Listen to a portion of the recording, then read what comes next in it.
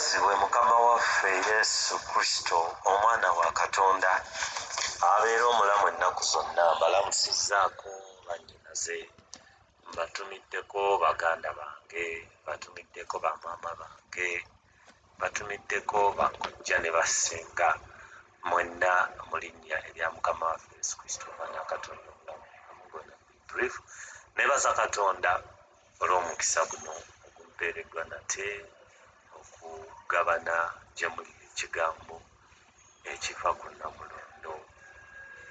Amiina. Weewaawo katusabe. Kitaffe omuyinza w'ebintu byonna mu linnya erya Yesu Kristo omwana wa Katonda omulamu, tukwebaza olw'akaseera kano Mukama nga tugenda okugabana ekyama ly'emisana.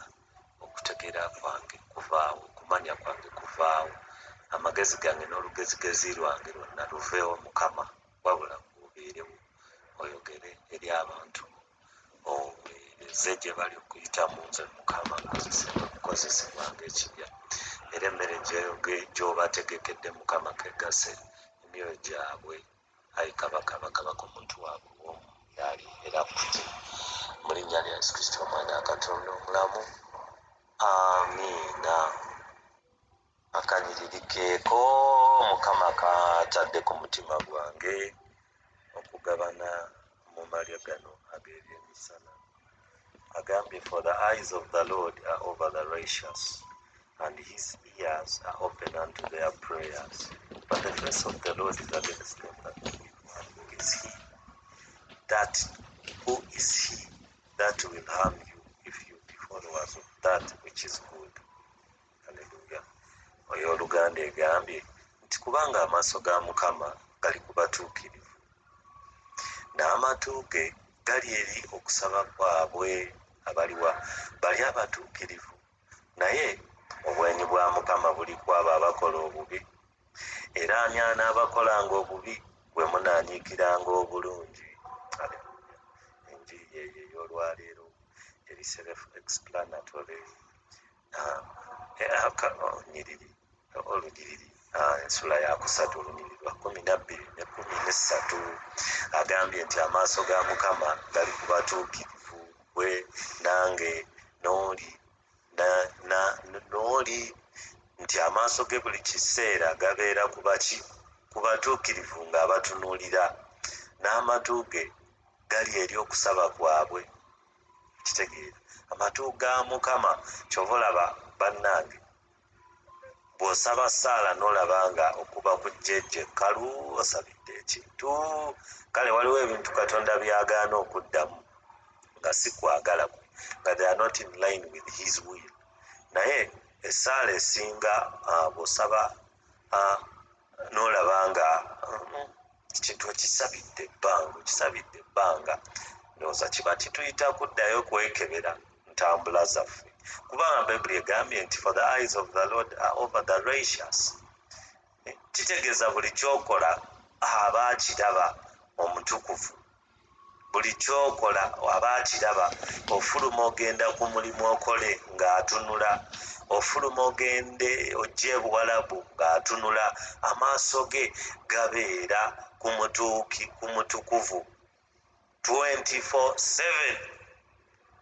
Kyova olaba yeepankira ku mutukuvu agende ku musawo w'ekinansamuloge aba aliko ekikyamu, kubanga amaaso ga Mukama gamutunuulira. Era bannaye singa twali tumanyi twandifubye bufubi, yadde tekiri mu maanyi gaffe okufuba okutuukirira okutuuka ku ssaliri erya Katonda ly'ayagala. Mwoyo Mutukuvu yatuyamba mpozi n'ekisa, naye ndowooza twandifubye bufubi kubeera ku ssali obutukuvu obwo. Kuba kiki ddala ekisobola okukulema? Kiki ekisobola okujja gy'oli ne kikuwangula ng'amaaso ge gasiiba ku gwe 24/7? You people, let us ponder and think about this word. Omutonzi w'eggulu n'ensi eyatonda ebintu byonna, amaaso ge gasiiba gakutunuulidde, n'obeerawo ku nnyumba gw'olowooza kino olowooza kiri naye ng'akutunuulidde. Omwana wange, oba leero ali atya, oba yasabyeko ku makya, oba afunye ekyokulya. kulya oba abaana be balidde oba school fees ze yabadde anoonya yazifunye, omwana wange, omutukuvu wange, viise wange, Steve wange, mugole wa Yesu wange, Favored wange, James wange, Jackie wange, asiiba atunudde n'abalala awuma wange, bonna mwenna asiiba mbw amaaso nga gatunuulidde eiriini olunaku lwonna, asiiba amaaso gali ku fifi omutukuvu we. Haleluya! Kubanga amaaso ga Mukama gali ku batuukirivu n'amatu ge gali eri okusaba kwabwe. Omanyi otegeera okutu omuntu okuva ku makya paka lwaggulu n'omutegeera okutu. Mbone Katonda bw'atyo, kutuuyo abeera agiteze 24 hours okuwulira kikyoyogera. Haleluya! Amina abooluganda. But the face of the Lord is against them that do evil. Bannange, imagine the face of the God of all the universe, omuyinza w'ebintu byonna, okubeera against you. Era bano abatamanyi Katonda, abatannalokoka mbasaasira, kubanga okubeera n'olutalo wakati wo n'omuntu eyakutonda amanyi how he molded your nerves and patterns. He knows how he molded you. Naye n'abanga akulabanga omulabe nga you are an enemy. Because the Bible has said, but the face of the Lord is against them that do evil. Do you know what it means? The face of God himself to be against you.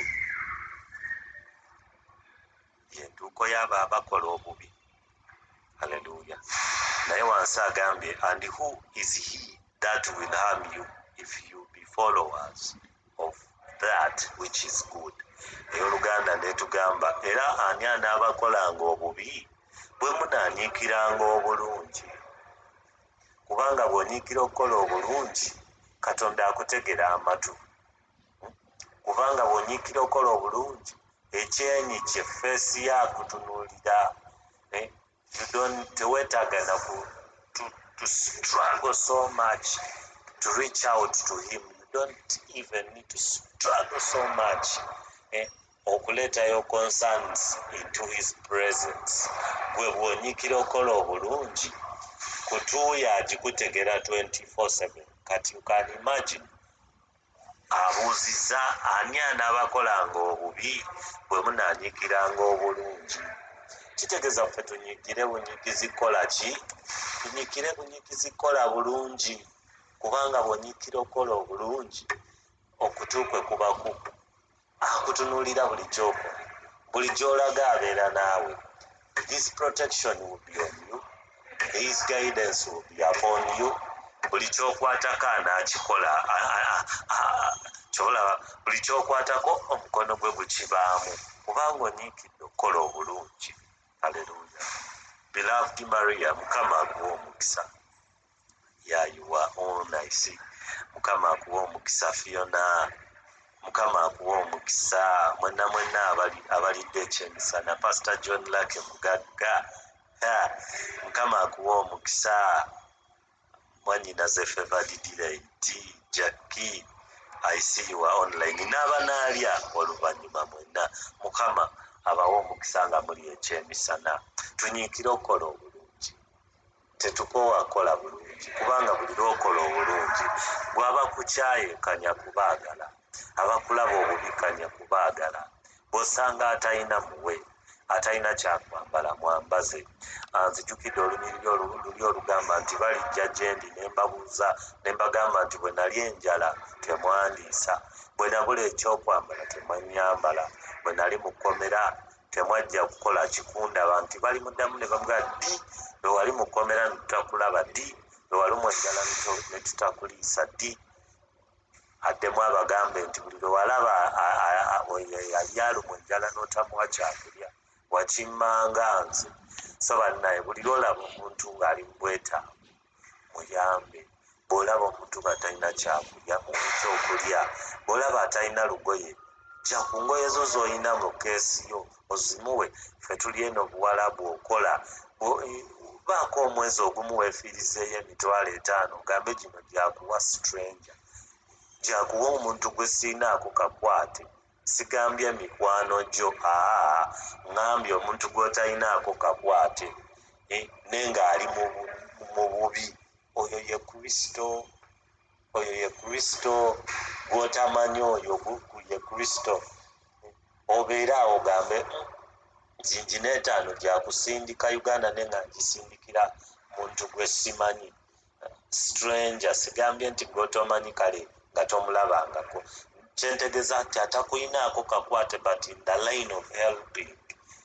Kyangu nnyo okulaba okufuna helpline, kyangu nnyo. Osobola okubuuza nti favored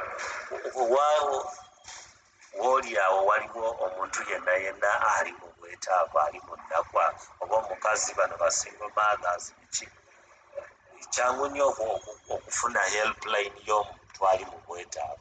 Oweereza $3,000 oba 4 oba 5, bagule akawunga, bagule ebijanjaalo, oli mu Kristo gw'oliisa.